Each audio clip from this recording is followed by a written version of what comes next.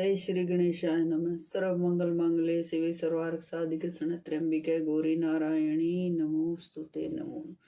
जय माँ भगवती। जय श्री राधे कृष्ण। जन्मेजय द्वारा सर्प यज्ञ। जय माता की। सूत जी कहते हैं, महाराज मर गए और राजकुमार जन्मेजय अभी बच्चे थे। तब भी प्रजा उनसे बहुत प्रसन्न रहती थी। मंत्रियों ने शुभ मुहूर्त आने पर उन्हें सिंहासन का अधिकारी बना दिया। उसी समय की बात है कि एक उत्तक नामक मुनि थे। तक्षक उन्हें मान कष्ट दे चुका था। उस पूर्व बैर का बदला चुकाने के लिए मन में विचार करके वे हस्तिनापुर गए। उत्तक ने कहा, राजन, तक्षक महान दुष्ट है। उसने आपके पिता को मार डाला। राजेंद्र, तुम भारतवंशी राजाओं में सबसे उत्तम माने जाते हो। तुम्हारे मृतक पिता आकाश में भटक रहे हैं। तुम सर्पों को मारकर पिता का उद्धार करने में उद्यत हो जाओ, क्योंकि पिता के वैर को भूला हुआ प्राणी जीता हुआ भी मरा ही समझा जाता है। निरपवर, जब तक तुम सर्पों को मार न डालोगे तब तक तुम्हारे पिता की सदगति होनी असंभव है। अतः अम्बा यज्ञ करके उन्हें मारने का यत्न करना तुम्हारे लिए परम आवश्यक है। सूत जी कहते हैं, जब जन्मेजय ने मुनिवर उत्तक की बात सुनी तब उनकी आंखों से आंसू टपक पड़े। मन पर संताप की घटा उमड़ आई।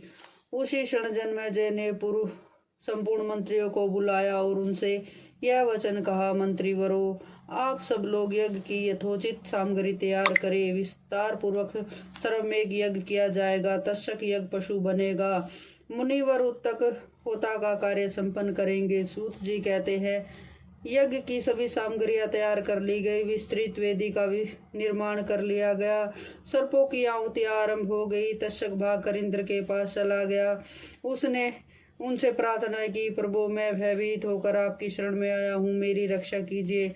इंद्र ने डरे हुए तक्षक को आश्वासन देकर अपने पास बैठा लिया। तक्षक ने इंद्र की शरण ले ली है और देवराज ने उसे अभय प्रदान कर दिया। यह जानकर मुनि वर उत्तक झटपटा उठे। तब उन्होंने इंद्र सहित तक्षक का आह्वान किया। इधर तक्षक ने ये यावर कुल में उत्पन्न होने वाले धर्मात्मा आस्तिक का स्मरण किया। मुनिवर आस्तिक वहां आए और महाराज जन्मेजय से उन्होंने बड़ी प्रार्थना की। मुनिवर आस्तिक बचपन में ही बड़े विद्वान थे। उनकी प्रतिभा देखकर महाराजा ने उनका यथोचित स्वागत किया और मुनि क्या चाहते हो यह जानने की इच्छा प्रकट की। तब आस्तिक ने कहा, महाभाग, आप यज्ञ करना बंद करें। राजा जन्मेजय सत्य वचन से बन चुके थे। मुनि ने पुनः वही प्रार्थना की। फिर तो मुनि के कथानुसार राजा को सर्पों की आहुति समाप्त कर देनी पड़ी। तदनंतर वेशम्यान जी द्वारा विस्तार पूर्वक राजा को महाभारत की कथा सुनाने लगे। संपूर्ण कथा सुन लेने पर भी महाराजा जन्मेजय के मन में समूची शांति न मिली। तब उन्होंने व्यास जी से पूछा कि मेरे चित्त में शांति न होने का क्या कारण है। मेरे अंतःकरण में सदा आग सी लगी रहती है। मुनिवर, बताइए मैं क्या करूं। सूत जी कहते हैं, राजा जन्मेजय की उपयुक्त बातें सुनकर सत्यावती नंदन व्यास जी उस सभा में ही उनसे कहने लगे, राजन, मैं अत्यंत अद्भुत एवं परम गोपनीय पुराण तुमसे कहूंगा। इस पावन पुराण का नाम श्रीमद्देवी भागवत है। इसमें अनेकों इतिहास अद्भुत है। मैंने बहुत पहले अपने पुत्र सुखदेव को यह पुराण पढ़ाया था।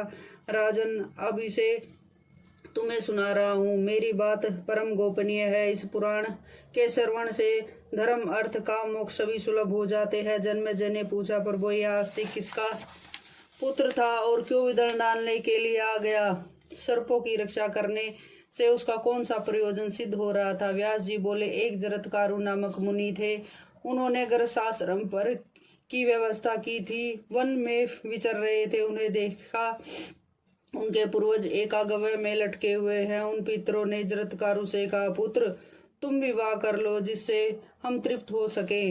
उस समय जरत्कारु ने पितरों से कहा, पूर्वजों, यदि समान नाम वाली तथा निरंतराधीनता स्वीकार करने वाली कोई कन्या मिल जाए तो मैं उसे गृहस्थी बनाने को तैयार हूँ। इस प्रकार पितरों से कहकर ब्राह्मण जरत्कारु तीर्थों में घूमने चले गए। उसी समय सर्पों की माता ने पुत्रों को श्राप दे दिया, अगर तुम आग में गिर जाओ। यह प्रसंग इस प्रकार है कि कश्यप मुनि की 2 भार्याएं थी, कंदरू और विनिता। भगवान सूर्य के रथ में जुते घोड़े को देखकर वे आपस में विवाद करने लगी। विनिता बोली, भद्रे, यह उत्तम अश्व निश्चय ही सफेद रंग का है। कहो, तुम्हारी समझ में यह किस वर्ण का है? फिर हम यह बाजी लगाएंगे कि मेरी हार होगी तो तुम मेरी दासी बन जाओगी, और तुम हार जाओगी तो मैं तुम्हारी दासी बनना स्वीकार करूंगी। कंदरू ने कहा, सुमुखी, मेरी समझ में यह अश्व काले रंग का है।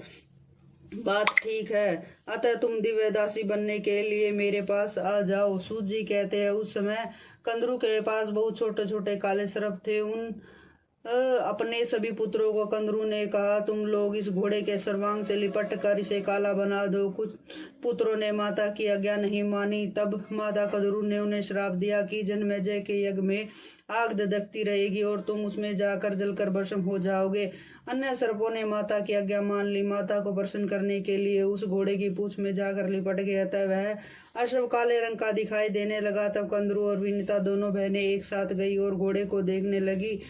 वह अश्व कृष्ण वर्ण का दिख रहा था। यह देखकर विनिता का मन संताप से हो उठा और उसी समय विनिता ने पुत्र गुरुड़ आए। गुरुड़ में असीम शक्ति थी, वे सर्पों को निगल जाते थे। माता को दुखी देखकर उन्होंने पूछा, माता, तुम अत्यंत खिन्न दिख रही हो। विनिता ने कहा, पुत्र, मैं सोत की दासी बन गई। गुरुड़ बोले, माता, तुम शोक मत करो, तुम्हारी सारी चिंताएं दूर कर दूंगा। व्यास जी कहते हैं, इस प्रकार गुरुड़ के कहने पर विनिता कंदरू के पास गई। महाबली गुरुड़ भी माता विनिता को दासीपन से मुक्त कराने के लिए साथ गए।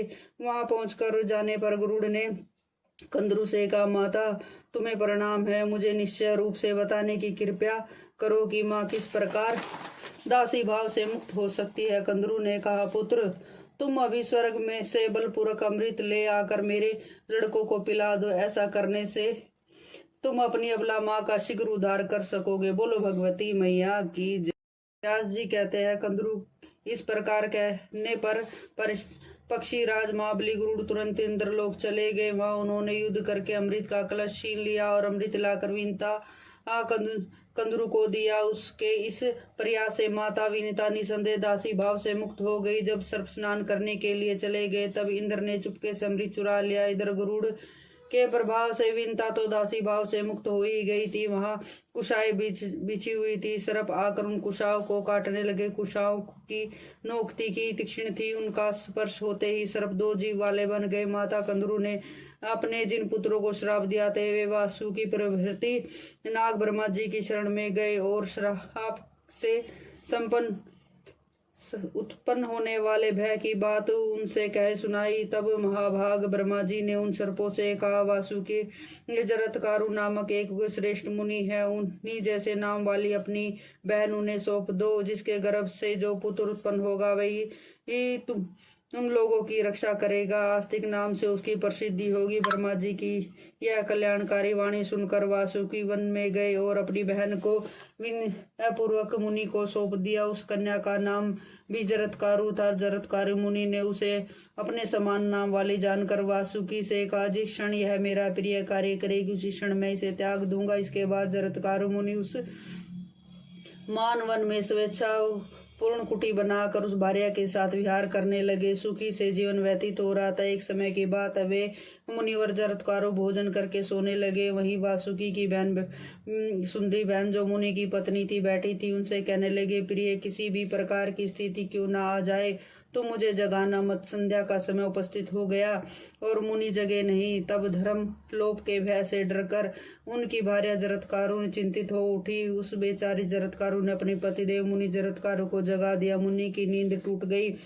उन्होंने पत्नी जरत्कारु से कहा, निद्रा में विधन डालने वाली, मैं जा रहा हूँ, तू अपने भाई के घर चली जा। कुछ समय व्यतीत हो जाने पर मुनि का वंशज पुत्र रूप जरत्कारु के उदर से उत्पन्न हुआ। कुरुश्रेष्ठ उसी पुत्र की आस्तिक नाम से प्रसिद्ध हुई। बालक भविष्य में आस्तिक मुनि के नाम से विख्यात हुआ। राजेंद्र, माता की कुल की रक्षा करने के लिए उसने तुम्हारे यज्ञ में आकर तक्षक को बचा लिया। राजन, अब तुम भक्ति पूर्वक भगवती जगदम्बिका का एक बहुत विशाल मंदिर बनवाओ, जिसके पुण्य से तुम्हारे संपूर्ण सिद्धि प्राप्त हो सकेंगी। उत्तम भक्ति से आराधना करने पर भगवती जगदम्बिका सदा समस्त अभिलाषाएं पूर्ण कर देती है। राजेंद्र, तुम नवरात्र व्रत करके श्रीमद्देवी भगवत नामक पुराण का श्रवण करो। यह सर्वोत्कृष्ट पुराण सर्वप्रथम आदि श्लोक में भगवती आद्या शक्ति ने विष्णु के लिए कहा था। राजन, इसी के श्रवण से तुम्हारा चित्त शांत हो जाएगा और पितरों को सदा स्वर्ग में रहने की सुविधा मिल जाएगी। बोलो भगवती मैया की जय।